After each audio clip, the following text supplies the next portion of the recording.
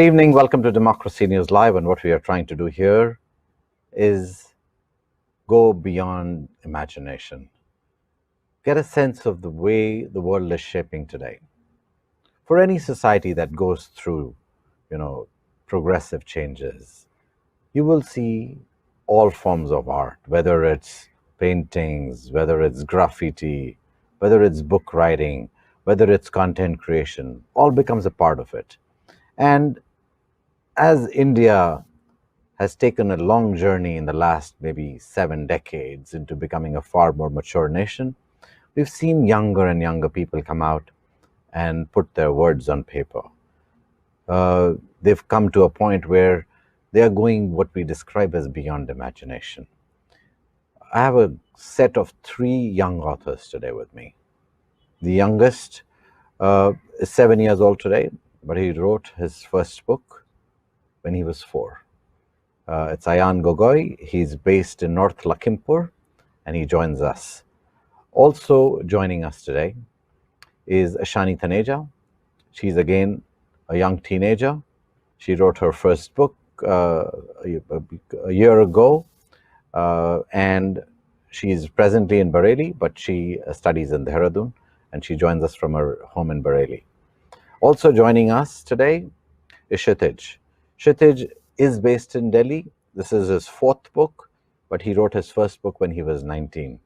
First of all, I welcome you all to the show, and I want to start the interview with speaking to Ayaan. Ayaan, tell me, how did you get this idea that you want to write a book?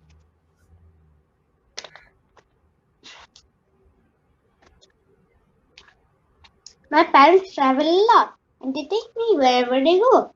They took me to the snow, hills, mountains, rivers, and wherever I went, I found a story waiting to be told. I'm very close to my grandparents, and if I found something interesting, I want to share it with them. But we are far, far away from them. So I asked my parents to type it down. But you know,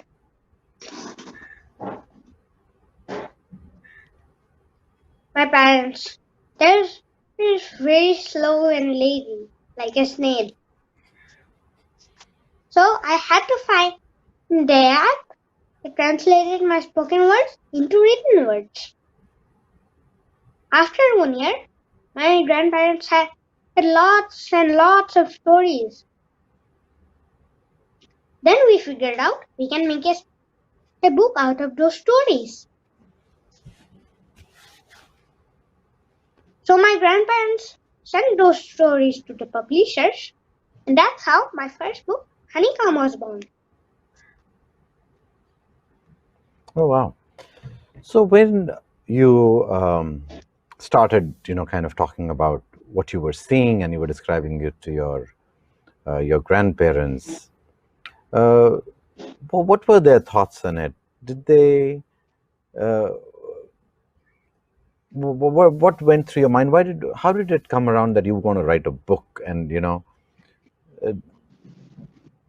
like, did you think that it was worthy of a book, or was it your grandparents' idea?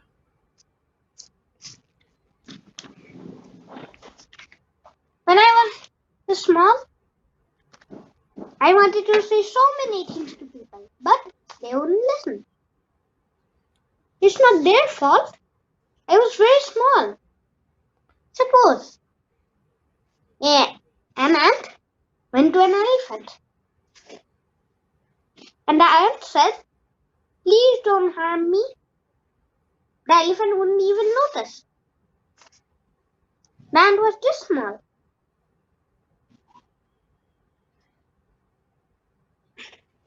The same thing happened to me.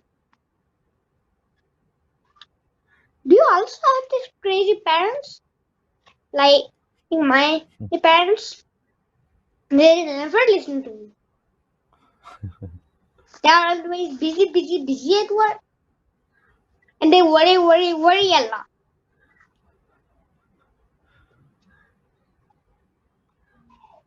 They He will listen, read, or watch the things that are presented in an organized way, like a story, movie, song, or book. Like if I say, hey, don't eat ice cream, that's bad for your health. They will listen. They'll eat ice cream.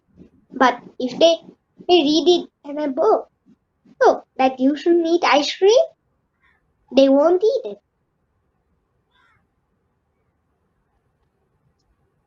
Also,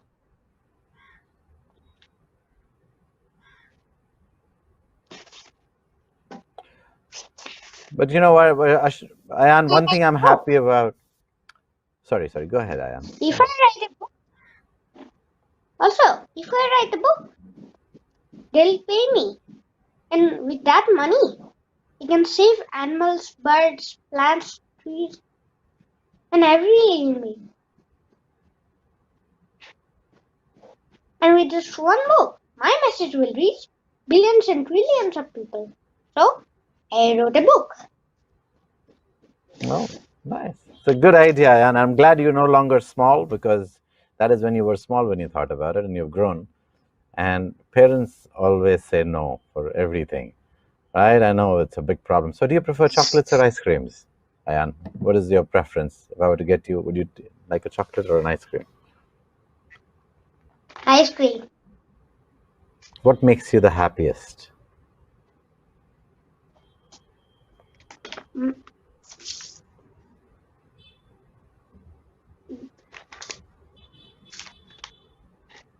love, relationships, gratitude, and Relationships. empathy. Okay. Funny. Okay, lovely, Ayan. Let me now bring in Ashani into the mix. Ashani, tell me, when did you think you wanted to write a book? Uh, I just joined my current school, and this one day in the evening, I was sitting in the class, and I was completing my homework. And I looked out the window, and I just admired all the greenery and all the beauty around me. So I thought, why not just spin it into a web of words? And that's what I ended up doing. And right now, that's the one thing that calms me the most. There's nothing more calming for me than a pencil gliding over a rough piece of paper. So that's how I thought that I'll just create a world of my own. And even then, I was very particular about how I wanted to express myself and what problems are going on around the world right now. So, in every piece of fiction that I write, I try to I try to bring in the world problems, and I try to give a subtle hint which makes people wonder that okay, we need to do something about this. That it's just not a piece of fiction without me giving across a message. Hmm. And what is that message that you want to bring out the most? What is that one message which you think the world needs the most today? Love, positivity. There's a lot. See, due to the pandemic, there's a lot of negativity going on right now. But even if we don't talk about the pandemic now, there's not less of negativity which goes around on a daily basis. Now, I want to change that because when you're being negative, you have people around yourself who don't deserve it. So why not? I thought, why shouldn't I try to help people deal with their problems instead of making it worse? It's like writing for me and for my readers is a personal counseling session. Hmm. You also do some poetry, right? Yes, I write poetry. Can you read us a small verse which you really like? Brewing the beans, my favorite part of the job. Sniffing the mouth-watering smell of coffee. The smell transports me to a jungle of palm trees or to a warm bubble bath in winters. The smell transports me to a summer camp, roasting marshmallows, or to a tulip orchard on a sunny day, picking flowers. Oh, how beautiful is that? Thank you, Ashani. Now, where in your head, where was the setting? So, uh, I really love coffee. So I decided why not write a poem about it. And what I decided was I'm in a coffee shop and the different kinds of people at a coffee shop and different kind of latte arts and cream arts and everything. So I made it very creative. I added nature and I added the different types of coffee, different types of people drinking the coffee. So it's a very vibrant poem when you read it. Let me go back here to Kshitij if he is there. Kshitij, explain to me what made you write a book at age 19? What was that impetus? So frankly, I had a lot of time on my hands. I had just finished my schooling. So I grew up in a boarding school, which led me to have a very sheltered life, right?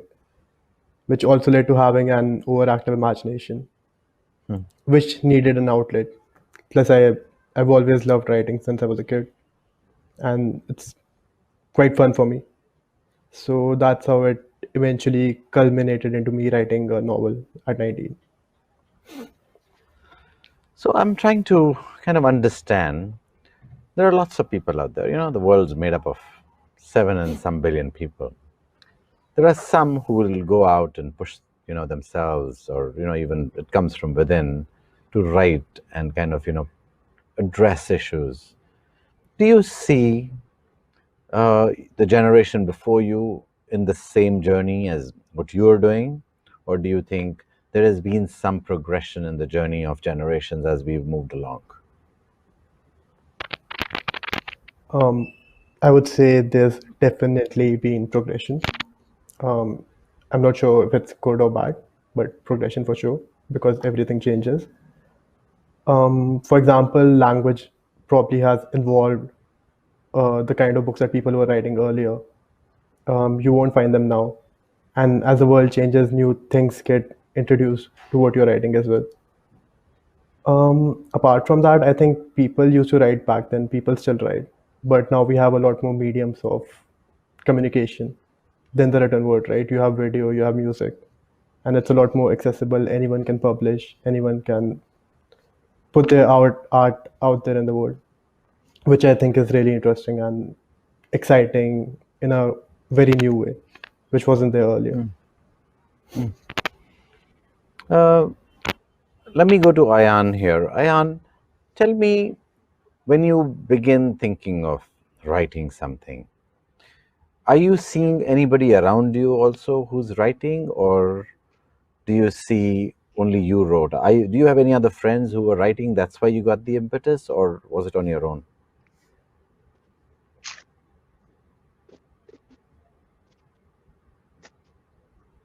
Actually, it's very easy.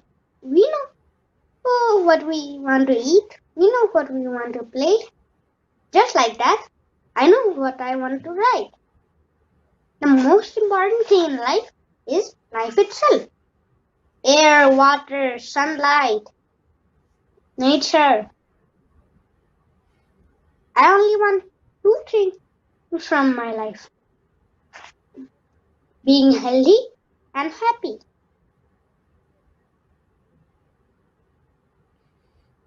I wanted to write a book on love, relationships, gratitude, and empathy. Coronavirus, earthquakes, flood, storm, etc. into this world to remind us that this planet not only belongs to us, it also belongs to animals, birds, plants, trees, and even microorganisms. I wanted to write a book that really improves people's life. A book that adds a beauty and meaning. So tell me a bit about relationships, Ayaan. I'd love to hear a bit about relationships from you. So, here, there were a friend of mine. I was happy playing with my friend, but because of this coronavirus, I can't play. But I always remember him. That's why, yeah, He liked to talk with him, but I How never had has time to do that. hmm, has the coronavirus and the pandemic helped you even write a bit more than you used to? You have more time on your hand, obviously, you can't go meet your friend. Has it given you more time to think about writing a little more? People have had more time and energy to write.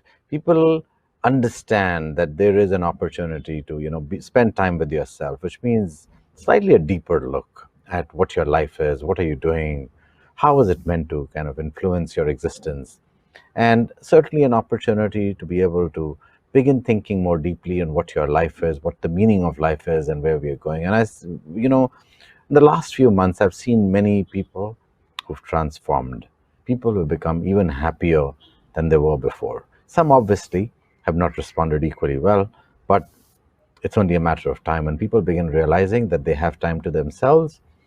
No longer can you keep all the humdrum going and stay busy, but you have to spend the quality time as an individual and see the changes you are making in your lives. Ashani, do you want to shed a little light on that idea?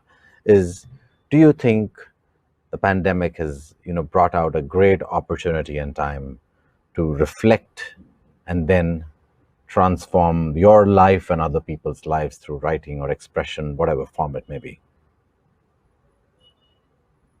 Yes, it has influenced my writing a lot.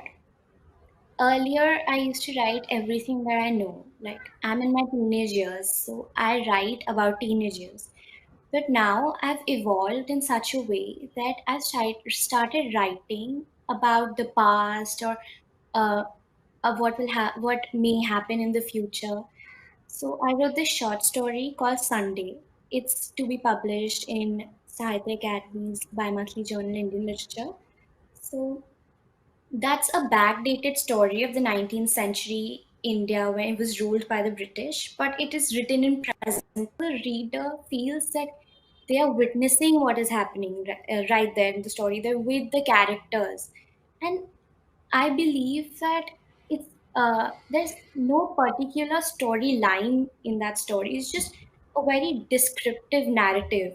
There are no dialogues. It's just a narrative. So you can actually admire the beauty, and that's something really positive that the world needs right now. Mm. And when you say the world needs something really positive, why do you say that? Because when you look around, you see everybody's short on something in their lives right now. Everybody's needs are being compromised. So why not convert it into something that they can be happy about, even if that happiness lasts for a day after reading that short story. I'll be Many people will relate to it, and I'll be happy to see others happy. That's what I plan to do with my writing in the future as well. I wish everybody had that thought. It would be a happier world. I feel Uh, that I feel that with my writing, I don't want to be selfish. I want to share it with people so that they can connect with it. They can maybe relate in such a way that it helps them solve their problems. That's what I plan to do. Good job, Ashani. Kshitij, tell me a bit about through the pandemic days. Have you seen your writing abilities evolve? Have you also seen other people reading a bit more? Um, I think I've definitely seen people reading a bit more.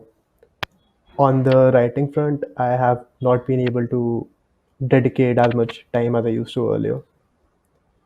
Um, but on the reading front, for sure, people have been reading a lot more. Mm. What? Tell me a bit about your books. What did you write about? Tell me a little bit of the journey because you've written 4 books now, right? Okay, so the first book is called The Girl from Rostov. It's The Girl the from Rostov.